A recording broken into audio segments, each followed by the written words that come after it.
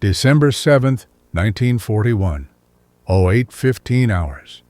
Ensign Manuel Gonzalez sees them first, 40 to 50 aircraft circling at 3,500 feet. Green camouflage. Must be Army, he thinks. Then one peels off, turns toward him. The rising sun on its wings catches the morning light. "Do not fire! We are American aircraft!" Gonzalez screams into his radio.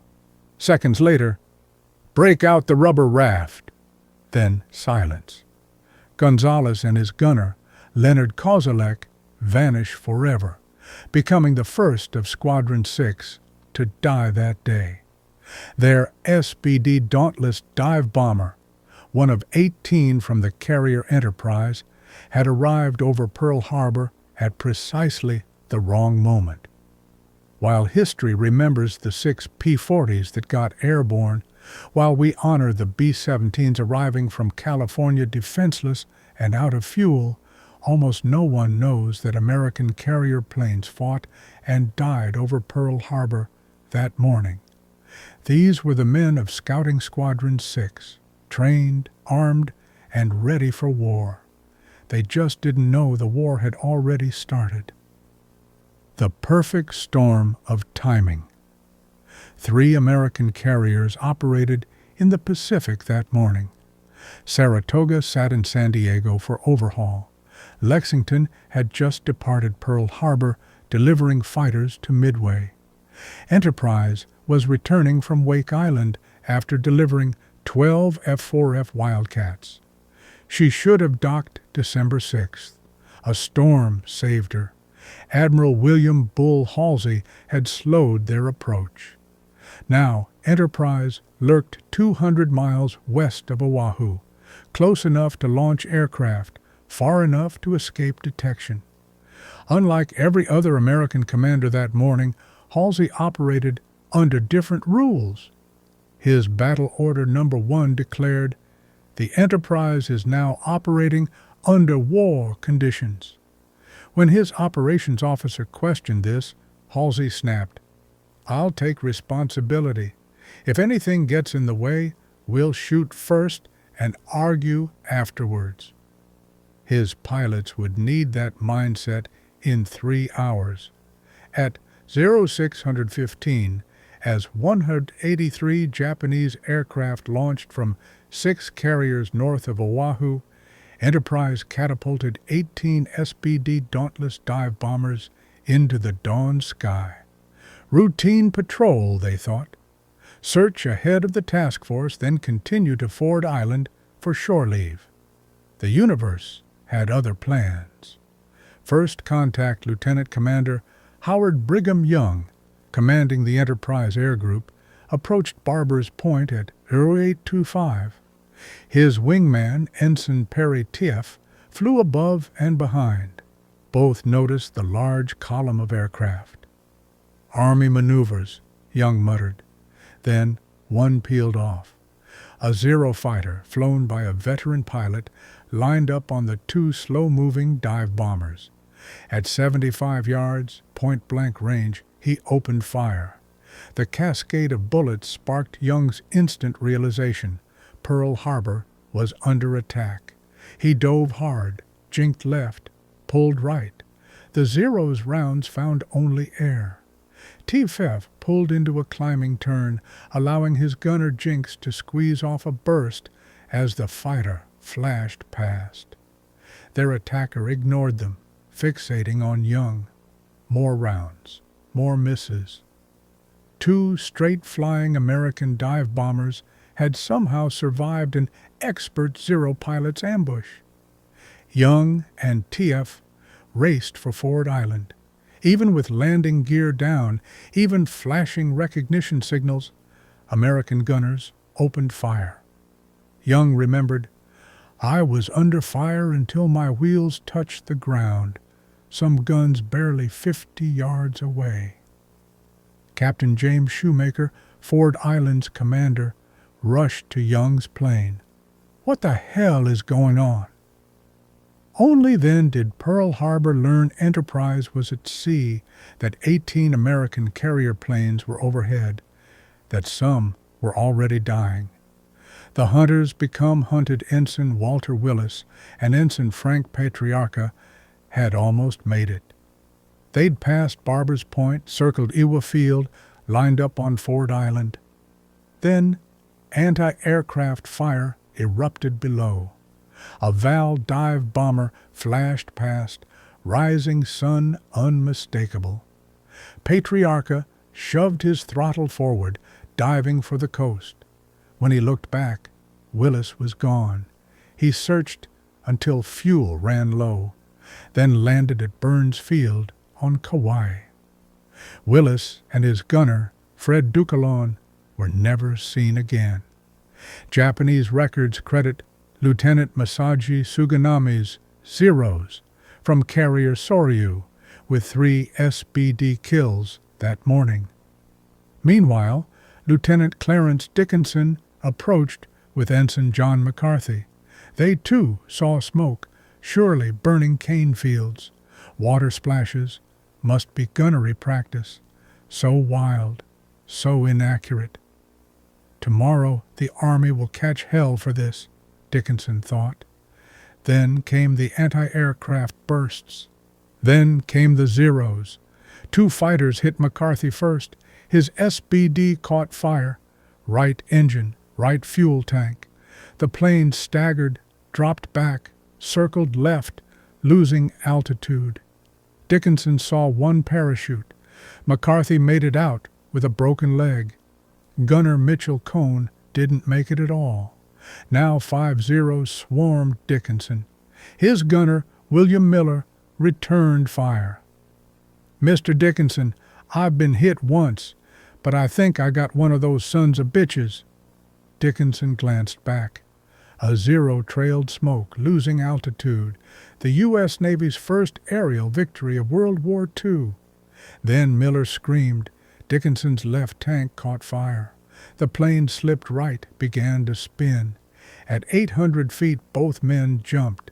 Dickinson landed unhurt near Iwo Field. Miller was never found. Grounded. On the ground, Dickinson faced new absurdities. An elderly couple in a blue sedan picked him up. They were going to a picnic. How unfortunate the military was causing such fuss with their drills. Reality struck when machine gun fire shredded a van ahead of them. It careened off the road on flat tires covered in dust and holes. The couple's complaints ceased. At Iwo Field, Marine sentries told Dickinson that Japanese pilots had thumbed their noses at them, flying so low one had clasped hands overhead in victory. Dickinson pressed on to Pearl Harbor, arriving as Destroyer Shaw exploded in a ball of flame. A bomb had found her forward magazine. Deadly confusion. Lieutenant Halstead Hopping couldn't find his wingman, Ensign John Vogt. Continuing alone, Hopping miraculously landed at Ford Island during the dive-bombing attack, enduring heavy friendly fire, but taking only 1 hit, a bullet through a battery that caused no damage. Vogt's end came differently. Witnesses near Iwo Field watched his SBD latch onto a Zero's tail, firing constantly. The Zero pulled up, stalled. Vogt, unable to evade, slammed into it. Both planes fell to earth in a twisted embrace of metal and fire. By 0900, Enterprise planes were scattered across Oahu, some circling offshore, some on various airfields, some burning in wreckage. 7 SBDs gathered near Barber's Point, tried to land at Iwo, were waved off. They headed for Ford Island. More friendly fire. Some made it, others scattered. Afternoon chaos. The Japanese had withdrawn, but chaos reigned. At 10:30, Hopping launched alone from Ford Island to investigate reports of enemy carriers. He found nothing. Other pilots saw enemies everywhere. American cruisers Minneapolis and Indianapolis were both reported as Japanese carriers. Even Enterprise herself was attacked by an Army B-17, whose pilot pulled off at the last second, realizing this beautiful carrier was American. At noon, 13 Enterprise planes launched from their improvised land bases, 9 searching north, 4 south. Ensign Charles Bucky Walters, searching south, reported contact with a Soryu-class carrier and a Jinsu-class cruiser. He evaded attack by a twin-engine fighter. No Japanese ships operated in that area. What Walters saw remains unknown, testament to the day's confusion. Night terror. As darkness fell, Enterprise prepared to recover aircraft. 18 TBD Devastator torpedo bombers launched at 1700, hunting phantom Japanese ships. Finding nothing, they returned to Enterprise in darkness. The carrier, maintaining blackout conditions, diverted her 6 escorting Wildcats to Pearl Harbor. Despite multiple warnings about incoming American fighters, Pearl Harbor's gunners had endured too much. When 6 Wildcats appeared overhead at 2,000 hours, the night exploded. Everything in Pearl Harbor opened up on them, a sailor remembered. They didn't have a ghost of a chance. Another witness. You could read a newspaper by the light of the tracers. A Wildcat pilot radioed desperately, "What the hell is going on down there?" The tower's reply, "Turn off your lights and beat it." Ensign James Daniels tried something desperate. He flew straight at the anti-aircraft guns, hoping his landing lights would blind the gunners. It worked. He circled back, killed his lights, landed in darkness on Ford Island. Ensign Gale Herman took a 5-inch shell through his engine. Miraculously unhurt, he bailed out over a golf course. Ensign David Flynn evaded until fuel exhaustion forced him to parachute into a cane field. 3 weren't so lucky. Ensign Herbert Menges, Lieutenant Francis Hebel, and Lieutenant Eric Allen Jr. died in American fire. Allen was shot while hanging in his parachute, killed by his own side. The bitter reckoning. As December 7th ended, Squadron 6 counted its losses. 2 SBDs shot down by Zeros. 1 SBD destroyed in aerial collision. 3 Wildcats shot down by friendly fire. 7 aircrew killed or missing. They had faced the enemy with loaded guns and trained crews, exactly what the rest of Pearl Harbor lacked. They'd scored the Navy's first aerial victory. Young, Dickinson, and others had delivered crucial intelligence about the attack. Yet they'd also discovered war's cruelest irony. Sometimes your own side kills you. Lessons written in blood. The forgotten fight of Squadron 6 teaches enduring lessons. Communication kills. Radio silence kept Pearl Harbor unaware of Enterprise's patrol. Friendly fire killed more Squadron 6 aircraft than enemy action. In war, not knowing who's who is lethal. Assumptions are deadly. Every pilot assumed green planes meant American. Every pilot thought smoke meant burning cane fields. Every pilot believed anti-aircraft fire meant drills. In war, assumptions are written on tombstones. Technology means nothing without procedure. Pearl Harbor's radar worked perfectly. It detected the Japanese strike 45 minutes early. But no one believed it. Squadron 6 had modern aircraft and trained crews, but without coordination, they died to friendly guns. Heroes aren't always recognized.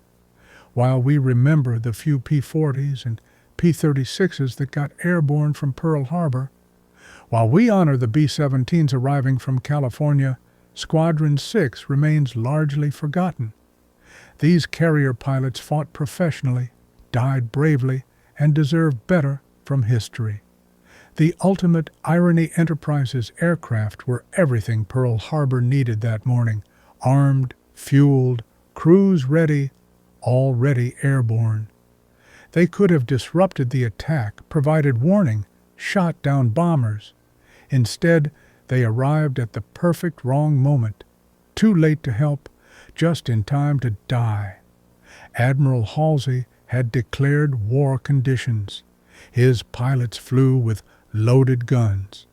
They expected battle. They just expected it to come from the enemy. Epilogue: The Fates. Lieutenant Commander Howard Young survived the war, retiring as a captain. He rarely discussed Pearl Harbor, saying only, "We did our duty." Lieutenant Clarence Dickinson also survived, earning the Navy Cross at Midway 6 months later. He retired as a Rear Admiral, dying in 1984. His gunner, William Miller, who shot down the first Japanese plane, was posthumously awarded the Distinguished Flying Cross.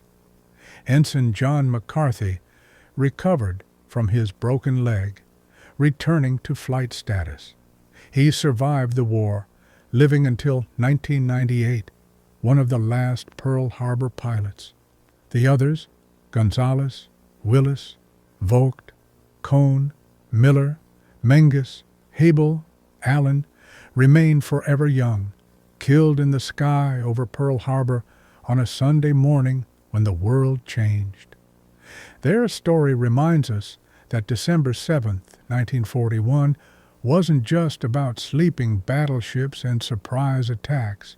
It was about American carrier pilots who flew into hell with their eyes open, fought with skill and courage, and discovered that in war's opening moments, chaos reigns and nothing, not training, not preparation, not even being on the right side, guarantees survival.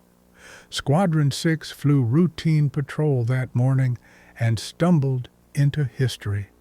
They deserve to be remembered not as footnotes, but as the trained, ready aviators who fought and died in the confusing, terrifying birth of America's Pacific War. They were carrier pilots. They were there. They fought. They died. That should be enough for history to remember their names.